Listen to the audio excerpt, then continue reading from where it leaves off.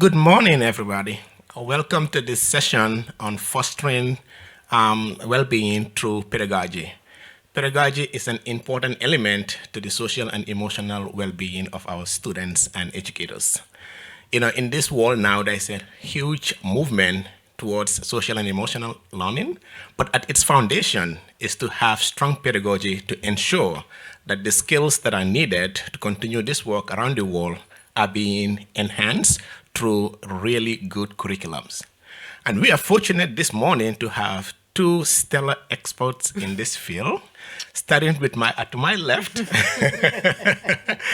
we have Daniela Labrea Cadero from the great country of Mexico, and we have Leslie Odwin from the United Kingdom. And my name is Al Hassan Suso, and I am the 2019 New York State Teacher of the Year and the 2020 U.S. National Teacher of the Year by the National Education Association. But this session is not about me, so let me introduce our wonderful panelists, starting with Daniela. Daniela is a world-renowned professor, researcher, and the director of an organization known as Atentamente. This organization focuses on healthy minds, and the work that Daniela does in Mexico and around the world is to empower educators with the knowledge and the skills that they would need to ensure the well-being of their students. She's more than just a practitioner. She is also a researcher who does a really good work in the area of social and emotional. Her tagline is, she's the link between research and practice. And that is a really good place to be for those of us who are in this field. So Daniela, thank you for being here. And to my right, we have Leslie Odwin. Oh my goodness, what's there to say about Leslie? A lot. Beginning with, she is a former filmmaker turned a human rights activist and champion who focuses on the world not as it is, but as it should be.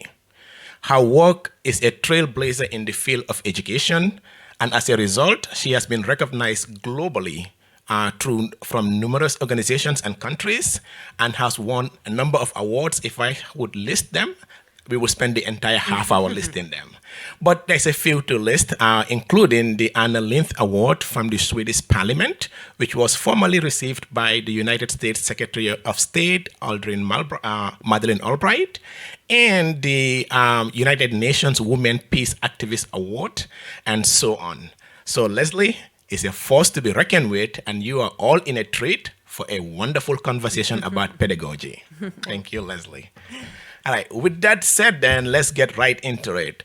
So I guess, given your backgrounds, I'm a big believer that a person with a strong why cannot be stopped. Then therefore, what led the two of you into this work? And we could start with Leslie. Well, the first thing to say is until 6 years ago, I had no knowledge or expertise at all of education. I was a filmmaker, and I went to India, to Delhi, to make a film about the brutal, horrific gang rape of the young girl on the moving bus. You all remember that case. It stopped our hearts and the conscience of the world. And I went to India to make this film and decided there was no point in being there covering this topic unless I could sit in front of the rapists and murderers who did that to this girl on that bus. And I talked my way into this high-security jail, Tihar, in Delhi, and I interviewed these rapists for 31 hours. And I can tell you, it changed my life forever, because far from having the comfort and reassurance that these were depraved animals, they were not. They were normal human beings who we had programmed with a set of attitudes towards girls and women that almost made their actions inevitable. So what I came to understand was the disease we're dealing with in every country in the world, this has nothing to do with just this country or just that country, the disease we're dealing with is discriminatory mindset. The violence is merely the symptom of that disease. And if we want to move this world forward, if we want change, if we want peace, equality and safety in our world, we have to change the mindset. I then did some research and realized you can only put in a foundation for social justice and the kinds of attitudes, the well-being, the gender equality, the environmental stewardship, the racial equality, all of that, the respect and valuing of another human being. You can only do that foundationally between the ages of 3 and 6. So early childhood.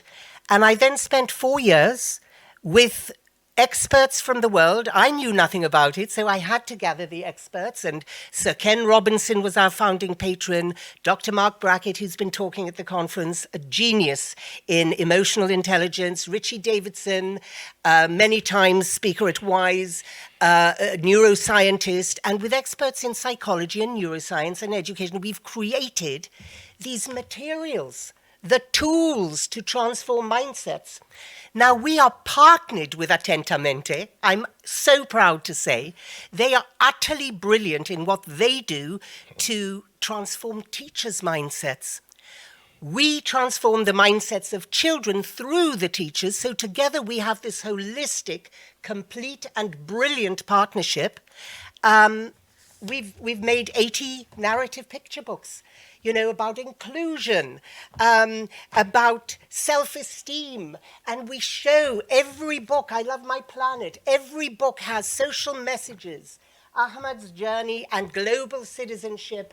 And we are transforming children in 20 countries. I should stop now because I talk a lot. Wow, that is incredible. Yes. Thank you very much. Definitely.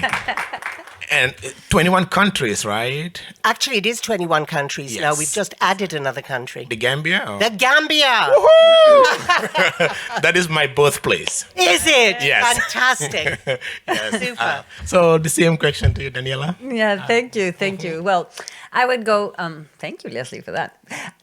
So I would say it was like three different reasons for me. So one was my own understanding or my own development of these competencies when I started to know myself better and be able to better regulate myself and have a compassionate, empathic outlook. And then that was like, wow, these are actually capacities that help me in all areas of my life. Of course, for learning, but of course, just to be, they changed my experience, the quality of my life experience. So that was the first thing. And then, in a very similar manner, in that inspiration in my country, like in many countries in the world, I guess most, or if not all, we have this, of course, in Mexico, there's a lot of violence.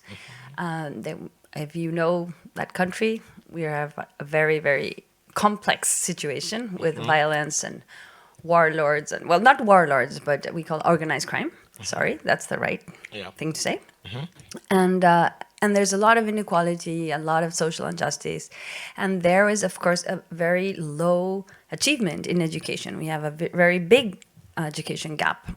So all of those reasons, like we're heartbreaking already. We have very high levels of bullying in schools in Mexico. So that was reason. And then, but the third thing I think was the inspiration of the possibility of changing that. So two things inspired me. So one, of course, that you could have the evidence in science and say, this is changeable. You can see we can change our brains, we can change our minds, we can change the way we feel, the way we relate to ourselves, to others. And then the inspiration of seeing people who are role models of that. For me, I want to be like him or like her when I grow up. So it's a capacity you can build, you can really develop. It's not like you are or you're not. You can develop those capacities. So I think that is what inspired me. Well, thank you both. That is wonderful. Yes, absolutely. Yeah, cool. So you both have a similar approach and philosophy, a similar philosophy about the work of SEL. However, you approach it in a different manner. Could you speak a little bit about your specific approach? So we focus, as I said earlier, on the child. And in a sense, we had to make quite a stark difficult decision. Do we start with teacher training? If we had done that, I realized, we've been treating our early years teachers as babysitters. We haven't paid them enough. We haven't respected them. We've undervalued them. We've undertrained them. So how do we suddenly wake up and decide, well, early childhood is the gateway to sustainable human development. Now we're relying on untrained, undervalued practitioners to deliver this. You ask them to deliver you a child with critical thinking, and they say, what's critical thinking? Because they don't know. And they've never been taught, and it's a brand new subject. It's the missing dimension to education. So we decided we are going to make it prescriptive. We have to begin with, we felt. So we've created 270 lesson plans, 3 age-appropriate years, levels for the 3 to 6-year-olds, level 1, 3 to 4, etc.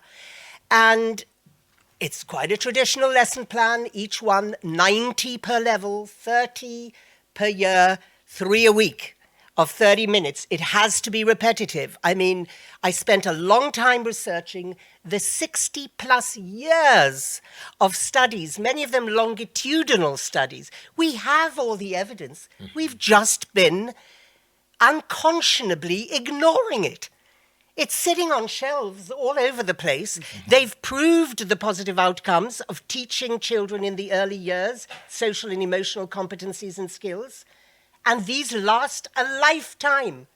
The cost of this program, the materials, this program on its own, without the implementing partner, is $2 per child, not per year, for a lifetime of change. So it's ridiculous that we are not heeding those evaluative studies. So we decided we're making it prescriptive. Teachers will train as they learn how to deliver it.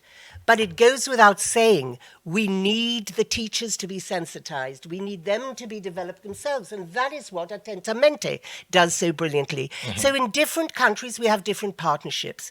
We are just starting in Coahuila, and it's a miracle I've said that correctly, in Mexico. We're starting with 100 classrooms, but the Minister of Education of now, you see, Coahuila has said he wants it in every classroom. We are in Guerrero, the most violent state in Mexico, where the bread vans won't even go to deliver the bread. It's so violent. We're in 400 classrooms there, 200 indigenous, 200 non-indigenous. We are with every single 5-year-old child in the whole Eastern Cape province in South Africa. We signed an agreement with the Eastern Cape Ministry of Education. So we focus on the child. We do this experientially, this learning. We have to co-construct pro-social neuropathways in the developing brain while the architecture of the brain is being developed.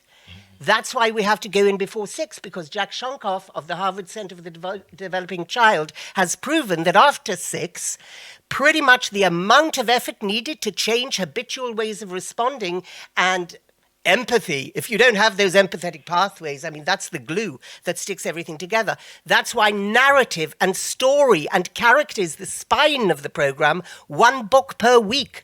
We give them, because that way we build empathy experientially. We squeeze their little hearts. We don't wag a finger and say, put yourself in that person's shoes. It's meaningless. It's theoretical. Yeah. We also do this repetitively in a scaffolded way. And look, when you have Sir Ken Robinson, the greatest educationist the world has ever known, and sadly we've lost him now. Yeah. But when you have him writing one of your books, poring over all of these resources and exercises and lesson plans, you have a brilliant program. It transforms children. We have to get this movement going. It's the only way we're going to avert and avoid catastrophe. Thank you so much. I think Leslie needs more passion, right? It's too early in the morning. I'll get more later in the day. Daniela, basically, how do you approach this work? So we approach it like you said, in a complementary way. Actually, we also develop curriculum, but our focus is on adult social emotional competency. And when I say adult, we don't only work with teachers in the classrooms, but we try to work we work with principals and supervisors, or all the way up in the hierarchy of the education system. We've worked with ministers themselves when they're up to it, and helping them first of all become sensitized to the importance of this, and then develop their competency. Because what we believe, and we know also from the evidence, is that when you have an adult that has the competency, these competencies really are, you have to model them. Yep. You have to show them in who you are and the way you relate to the children. Yep. So when we focus on the adults, because then they will model these competencies. They will change the way they relate to the children. And we work also not just in pre-K, but we work throughout K-12, you would say. Well, I don't know, I guess different countries are different.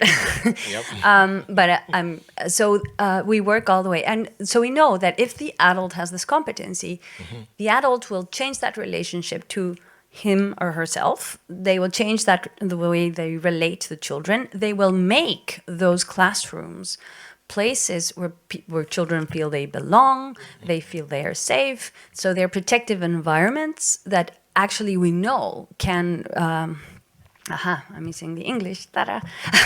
Protect them. Yep. I'm sorry to use the same word, but to protect them from the risk factors that we know they live in. Yep. And so these are protective environments. And of course, they would make a safe school, because our approach is a systemic approach. So we try to work, that's why we work in all the hierarchy.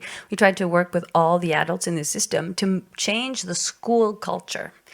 And after that, what we do is, after having time for the training of the capacity, so what we have done is we have programs like in person. It used to be in person, now it's like synchronous training, like for 10 hours, and then we go into an online or blended.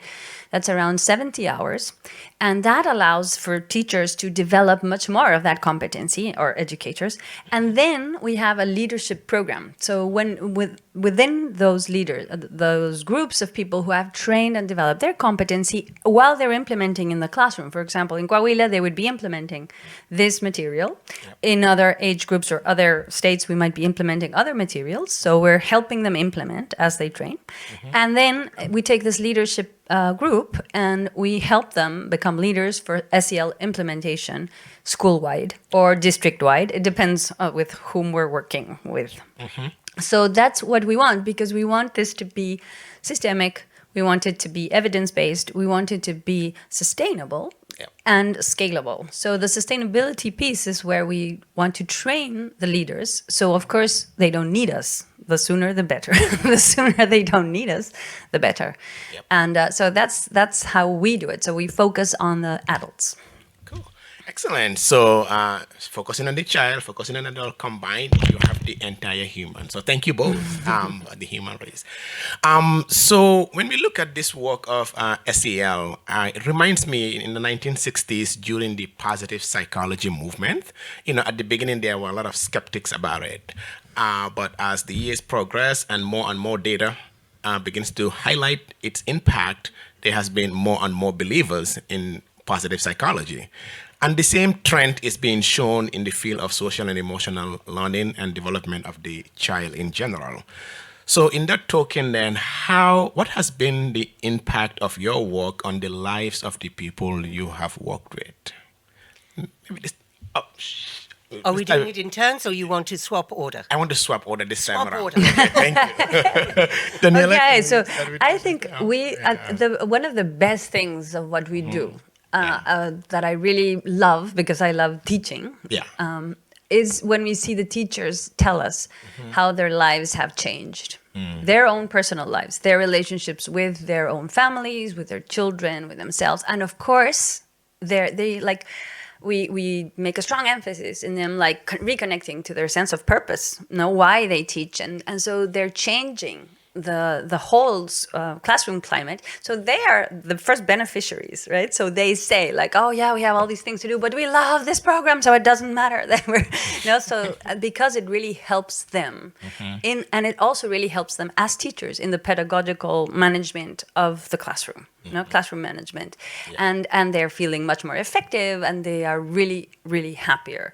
And then what we see in the children is that, of course, the development of that self-regulatory capacity and that empathy, even like we know from very, very early childhood, they're starting, and we see the children, like telling their brothers or their sisters how they could like sit, and when they're angry, they could breathe a little bit. And that reminds me of the kind of the happiness curriculum in Delhi, which is admirable. Yes. And so like they learn for themselves how to handle themselves and how to be better able to relate even when, and they're ready for school. They're ready for schooling. If we're talking about pre-K, they can take turns, they can wait for others. Of course, their behavior is better in the classroom, but not because, and that's what we hear from parents, it's not because they're complying more, but because they understand. And so a mother was saying like, oh, now they're teaching them what I always wanted to teach her, but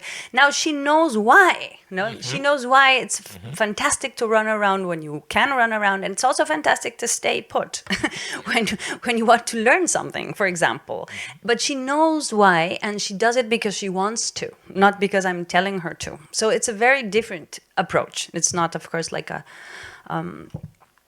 it's part of this critical thinking, but about yourself and about your emotions and about how you relate with others. So that's what we see. So basically they are leaders of their own learning. Exactly, there are, and of their own emotions and their own thoughts. That you can actually lead the way you feel and you think. And it's not that you're going to always feel fantastic. No. You're going to have all sorts of emotions throughout your life. Absolutely. But you can be with those emotions and deal with those emotions and with people who are difficult for you, and in a much healthier way.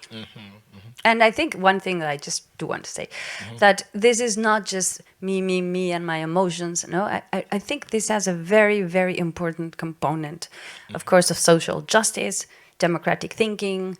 Because when you really know yourself better and you understand yourself better and you understand others and you make that effort, and you have these empathic pathways strengthened, we are much better able to contact our basic human goodness and then work from that goodness. Because sometimes we kind of lose those things through whatever, like Leslie was very well saying about these young men, right? So I think that's what we see. I think we will see, and hopefully we will, a better society. Wonderful, thank you. And Leslie, same question. I think what Daniela has just said is so important, that overarching, overall, contextual. This is not just about regulating emotions or discipline. It's not just about critical thinking or problem solving or collaborating. We teach 25 competencies and skills. It's about racial justice and equality, etc. So I'm just going to tell you briefly overall, we've had 2 results from RCTs so far. One has been in Botswana, one has been in Australia. So very disparate countries. Both have proven extraordinarily powerful reductions in anger, in anxiety, in withdrawal, increases in pro-social behavior, in sharing, in identifying as global citizens, etc. Now, Koko Koreng, the Director of Education of Gauteng District in Botswana, where every single 5-year-old in reception classes got this program, said that over the year of watching this, he not only saw transformation in the children, he saw levels of violence in the community coming down. And he wrote that in his report to the government, saying this has to go into every school in the country. And finally, I just want to tell you, because at the end of the day, there's nothing as powerful as stories. A little girl in Sri Lanka, who the mother ran in one morning as she dropped her and said to the teacher, please, what have you been teaching these kids in the last week? The teacher got a bit nervous, she told me, and she said, whatever it is, we need more of it. And the teacher said, look, tell me what's happened and I'll try and explain. She said, we have a real problem in our family because our maid is very dark. She dropped her voice like that when she said it, right? She said, unfortunately, my daughter doesn't like dark skin. She was born that way, she says. Imagine, she was born that way, right? But I can't get rid of the maid. She's been in the family for 2 generations. I can't sack her. I have a real problem. My daughter's so fair and so lovely, she says to the teacher. And in the morning, she says, I'm okay. I dress my daughter myself. I feed her. I bring her to school. In the afternoon, I come back from work. My kid is starving. She won't let the maid feed her. This morning, I find her caressing the maid's arm, saying to her, look, you are dark brown like chocolate, and that's delicious. And I am light brown like cinnamon, and that's also delicious. Do you know we are one brown family? Why? Why does that happen? Because this is what we teach them at the age of 3. We're all brown. No one's white in this world. If I was white, this paper would match me, wouldn't it? If she was black, what color's her hair then, if she's black? So we teach our children every human being is brown. We're just different shades of brown. This is the kind of change we are seeing. And I swear to you, together in partnership with helping the adults to reach their true selves. And believe me, teachers have not entered this profession for money. That's the last thing they've entered for, because they don't get any. They've entered it because they love people and human beings, and they're there to nurture. We can change the next generation. We really can, and we must. It's our duty. Last thing I want to say, how can we deem it to be compulsory if we have a real duty of care to our children? For them to learn numeracy and literacy, it's compulsory. But it's optional for them to learn how to value another human being. It cannot be optional, really, not in 2021 when we're hurtling towards development emergencies everywhere we look. Oh, yes, absolutely. I think this panel can definitely go on for 24 hours. Nobody will get bored listening to the 24 days. However, I always tell my students, there is one thing I cannot control. Time. Yes. Unfortunately, we are out of time, but thank you both so much for being here and for sharing your knowledge and expertise. There was one question I wish we could have got into was how do we persuade, policymakers to continue this work? But important to know we've done it. Together, we've done Coahuila, we've done Gambia, we've done Rajasthan. I mean, it's not that difficult. Yeah.